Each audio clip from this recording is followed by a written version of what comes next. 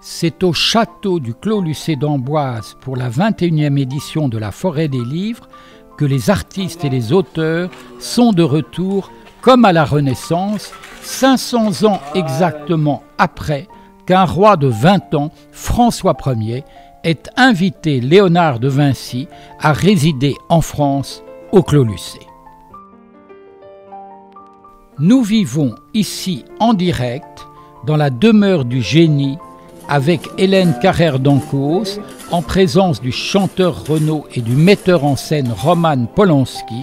Au cours de cette visite du Clos Lucé, une pléiade retrouvée, celle des académiciens français du XXIe siècle, Jean Clair, Xavier Darcos, Dany Laferrière, Jean-Marie Roire, Marc Lambron et Frédéric Vitou. Dans l'atelier ressuscité de Léonard de Vinci, le pinceau à la main, ils sont tous prêts à réécrire la scène. Léonard, en train de peindre ce tableau-là et de me voir. À l'heure où la Forêt des Livres, surnommée le Woodstock de la littérature, qui est devenu en 2 décennies l'avant-première nationale à la rentrée littéraire et qui réunit autour de 200 auteurs, 70 000 visiteurs en une seule journée, il est peut-être venu le temps de s'interroger ici, sous les arbres centenaires de Champsaut-Préloche, sur ce qui nous rend si heureux, tous ensemble, depuis si longtemps, c'est-à-dire les rapports de l'écorce et de l'écriture, des arbres et des hommes, de la nature et de la culture. Nous sommes ici dans une forêt enchantée. Et elle est enchantée parce que, pour des tas de raisons, mais parce que nous sommes au cœur d'une région qui incarne véritablement la longue durée de notre histoire.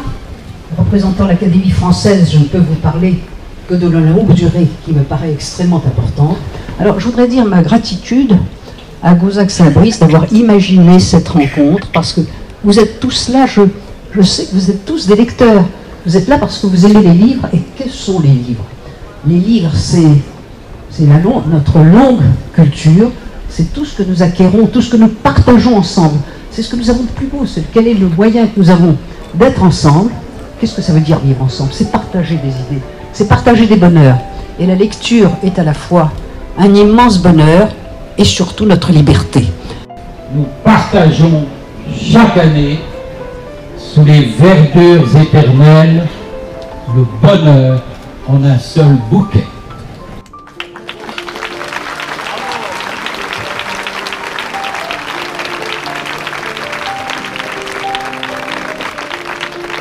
Hélène Carrère d'Ancos, présidente de cette 21e édition, nous dit sous les arbres centenaires: la Forêt des Livres est une expérience exceptionnelle pour les auteurs et les lecteurs, car elle permet leur rencontre et leur dialogue dans un esprit de totale liberté. C'est l'esprit du lieu, l'inspiration de Léonard de Vinci, qui favorise ce moment miraculeux de civilisation et de civilité. Où est Marie-Christiane? Ce qu'il y a de bien avec Fabrice Lucchini, c'est qu'il est aussi excellent à l'écrit qu'à l'oral. Oui, Madame Hélène Carrère d'Ancos vous a dit une phrase que vous ne mesurez pas. Elle a dit: ne nous plaignons pas, le bonheur est possible. Simplement, lisons, parce que lire, disait Nietzsche, c'est écouter. Lire, c'est oublier ce tam-tam immonde des médias actuels. La gaieté est le secret des vaillants. Vous imaginez qu'on a eu la chance d'écouter Madame Hélène Carrère d'Ancos?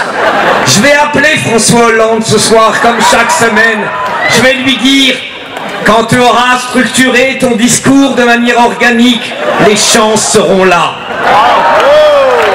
L'écrivain chanteur Renaud m'a dit: je te remercie de m'avoir invité dans ce lieu magnifique, dans ce château du Clos Lucé où j'ai passé la nuit, et je te remercie surtout d'avoir cité Jean Giono et ce livre merveilleux que j'ai lu 10 fois qui s'appelle « L'homme qui plantait des arbres ». C'est un joyau, c'est un chef-d'œuvre.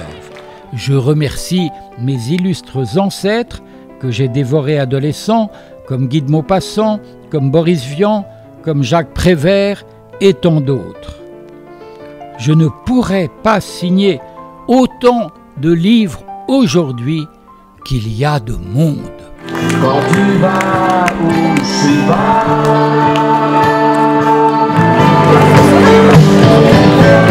la seule pour est chouette de cuire dans mes bras, sans me démettre une épaule, sans crier sous ton poids. Fais-moi lourd, un mot qui mange pas, ne dois jamais tes ailes d'un lolita t'envole pas. La seule pour est chouette de cuire dans mes bras, sans me démettre une épaule, sans crier sous ton poids. Fais-moi